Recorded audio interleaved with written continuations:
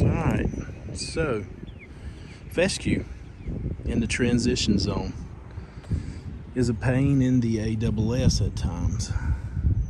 But what is more of a pain in the SS is not knowing how to identify problems. If you were on a Facebook group somewhere, posted this picture, first thing everybody would tell you, brown patch, throw down disease X, throw it down. No, let's look into this. Before you jump, think. So what I want to explain here today is this is what some people would call a localized dry spot. But what this is a problem.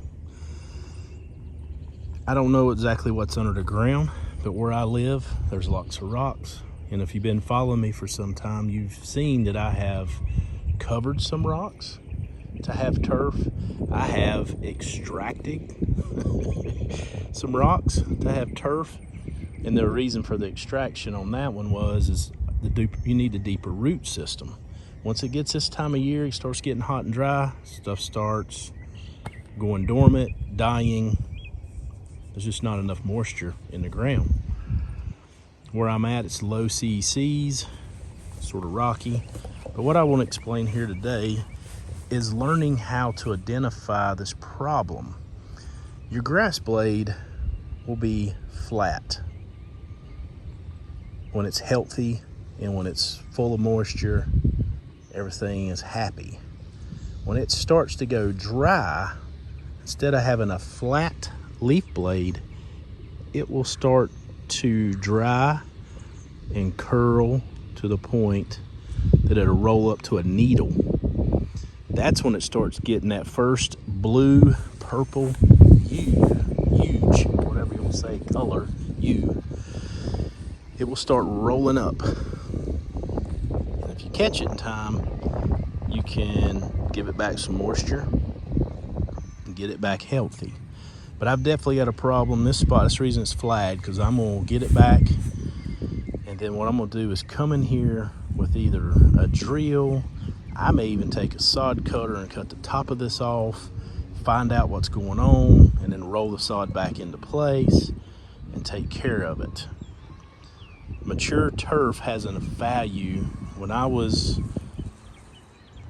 looking at this differently in the past, I'd say, well, screw it, I got grass seed, I'll throw it down, I can make it germinate. But then you got to wait for a year for that grass seed to turn into a nice mature plant that can withstand stress and other issues. So once it gets mature, boy, that sun comes out, things get to popping. Old Ferris don't mess around. But anyway, let's get back to the topic. So what I want you to do is look here as far as identification, and you'll see there is not any disease here. If there was disease here, you would see an open leaf, a flat leaf, just say a nice leaf, but it would have lesions.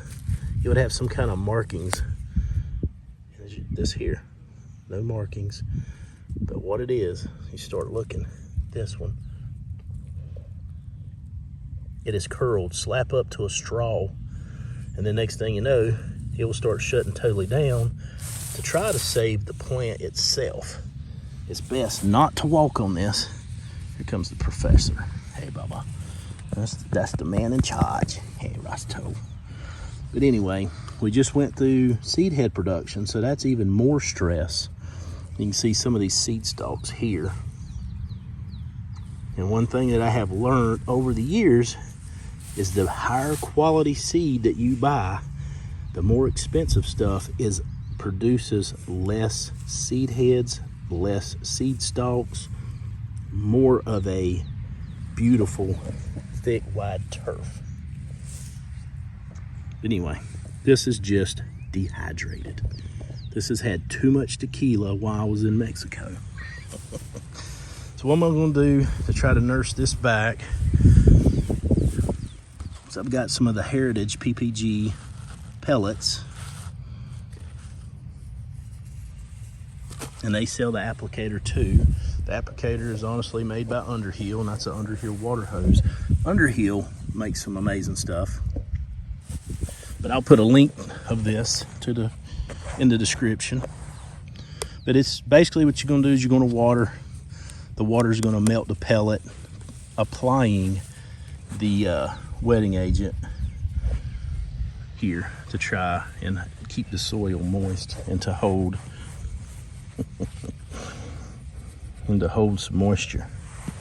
I'm gonna tell you something, man. You can't beat a good dog. You cannot beat a good dog. All right, let's see how this rolls. But I've got it flagged so I can keep an eye on it instead of it getting to this point. It's terrible to let it get to this point because now you got to basically resuscitate it instead of just, you know, he's gone.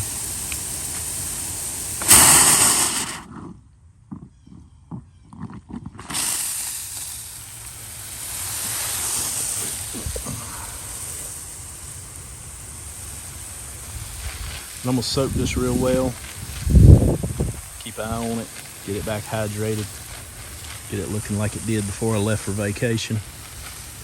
And like I say, I'm gonna dig into this problem and find out what's going on, because it happens every year. I'll put links in the description for these things. You can purchase them at Heritage PPG. Thanks for watching. Hopefully that helps someone look into their problem and learn to identify. And if you are a fescue freak like me and you want a good group to be in, Facebook group, check out the Fescue Freaks. I'll go ahead and tell you up front, you have to be allowed in, you have to answer the questions. And if you come in and you want to be a jerk, cuss people out, cheerlead for other companies, you won't be there long. Thank you. Have a great day.